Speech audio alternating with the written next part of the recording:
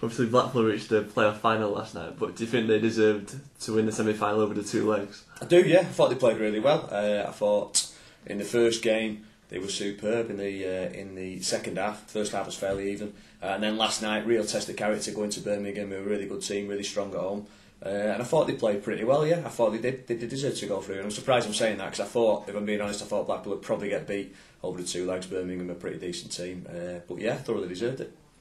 Obviously, they reached the final 2 years ago. Do you think this is a bigger achievement this time around with the whole restructuring of the squad and things like that? Yes, in a simple answer, yeah. I think the first time was just remarkable because no one expected Blackpool to get there. Least of all me. I've been covering the club 10 years now, and they were pretty average, and that's putting it politely. When I first came in, they just improved beyond all recognition. And then the year in the Premier League was fantastic, but there was a massive hangover from that. They lost all the best players, Charles Adam and David Vaughan and DJ Campbell. There was loads of goings on behind the scenes. Holloway was probably pretty close to walking, although he'll never admit it. Him and Oyston had a few rumbles, Oyston being the chairman.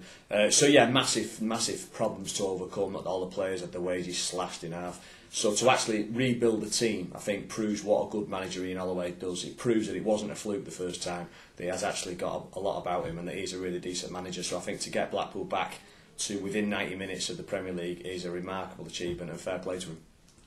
Obviously, West Ham away in the final. They've suffered two heavy defeats them this season. Do you think it's going to take a lot to win that game? Yeah, they got mullered twice by West Ham. It was embarrassing, really. The 4-0 away game. It was a funny game. They played all right away from home, but it was just a little period after half time that did for them.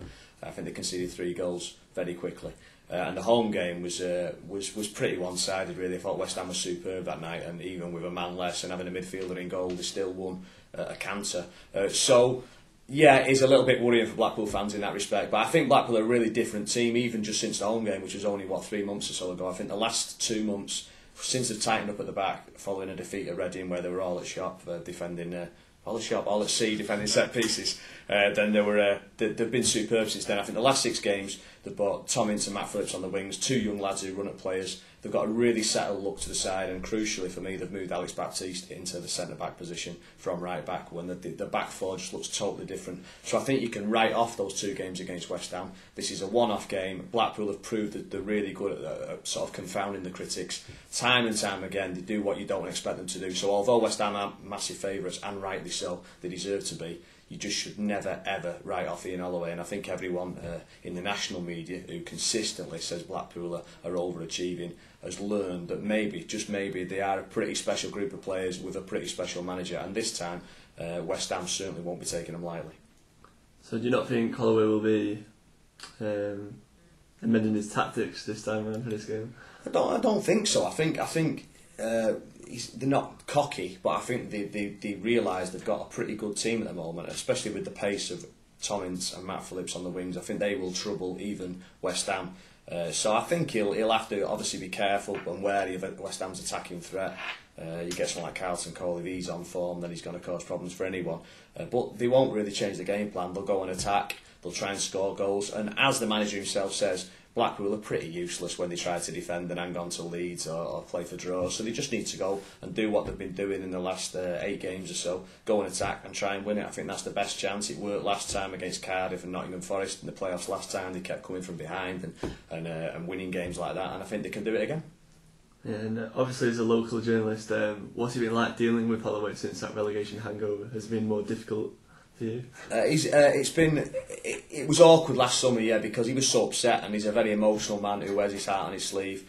I think everyone's seen him in press conferences, and the way he speaks is a breath of fresh air, because I am sick to death of modern day footballers and managers who are so boring and speaking cliches all the time, and it's so dull. But when Ian Holloway walks into a room, everyone sits up and everyone enjoys it because he's a breath of fresh air. The way he speaks, he's honest. You might not always agree with him, he might rant and rave a bit, and you might think, what's he on about? But he will always give you a newsline from a journalist's point of view, and from a football fan's point of view. They love him just because he says it how it is, and so many people don't in this boring, staid, modern day world. So for me, he's fantastic, and I can't actually remember what question you asked me in the first place. Or is it more difficult to deal with? Let's just forget that.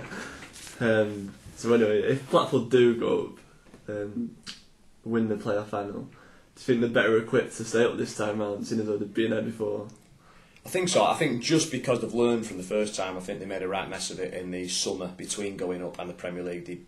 They went out and signed 5 players, I think 2 days before the season started, and then somehow won 4-0 at Wigan on the opening day. But that shouldn't have happened, really. They should have struggled. They started superbly, again, because of the manager and the way he motivates players and the group of players in that dressing room. 6 or 7 of them have been there since League One. I mean, it's been a fantastic achievement, so they're lucky in that respect. I think they'll do things differently in terms of getting players in earlier if they go up, and they'll have learned from last time in so many ways, just off the pitch as well, the way they deal with things. So, you know, the more experience you have in any field, you will improve and do better. So yeah, I think they'll certainly be better equipped to cope this time. That said, they'll have to go out and spend money. Everyone knows how tight Blackpool traditionally are, and the chairman, Carl Oyston, so he'll have to go out and spend a few quid. But I think he knows that, and they've now got the ability to do that, because it would be a second lot of 40 million, which is serious money. And do you think if Blackpool blow the chance of returning to the Premier League, they might never get there again? Do you think this is the last chance? Well, I said that when they came out of the Premier League. I said, I can't see them out. I would have been happy with the top half finish this season. I think that would have represented progress to become an established Championship team. And I still sort of think that's the aim. I think if you can aim to be going for the playoffs every year for the short-term future, that would be perfect. So to be in this position is absolutely fantastic. I don't think they'll have blown it if they don't go up, because they are now strong financially. They've got another 3 years of parachute payments to come.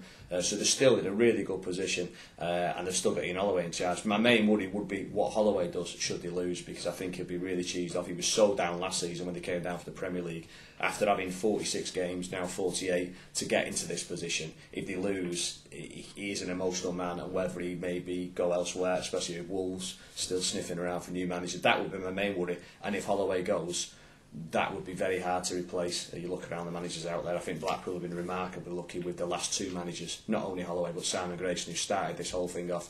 So that'd be my big worry, and I hope to goodness he stays, because he's been the key part in Blackpool's success over the last 3 years. Well, I've said like a controversial question until last week. You don't have to answer it. But what were your views of the whole £11 million payment by Carl Oyston?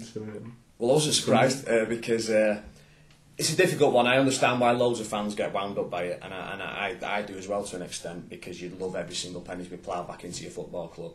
But I come at it a different angle, mainly because I'm not a Blackpool fan. I'm more objective about it, as I guess you should be a little bit working for a newspaper. And I just think it's an easy argument, but you just look around the football leagues, and even Birmingham now face this really uncertain future. They're under a transfer embargo. So you've got to be careful what you wish for. And the bottom line is, as Carl Oyston himself says, it wouldn't have been a story if they'd made an 11 million loss, because clubs make losses all the time. It's the fact they've had this massive profit, and they've given some money to a bloke who is the longest serving football owner in English football. He's been there 25 years. This is Owen Oyston I'm talking about. That's who got the money. And he has I don't know how much money he's ploughed in over the years. They claim it's 11 million plus. So what they're saying is they're giving the money back to him. And I think, you've got to buy that argument and give them the benefit of the doubt. Some people won't and never will, and that is fine. There are always going to be people who hate Oyston, and that's fair play. But for me, Blackpool are in a ridiculously healthy position.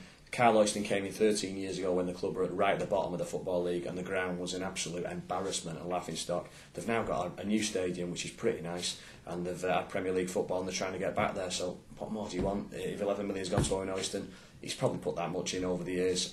They've been responsible for getting the club to where it is, so why shouldn't they get a few quid? If you run a business and it makes a huge profit, the people at the top are going to take a bit of the money. That's what's happened.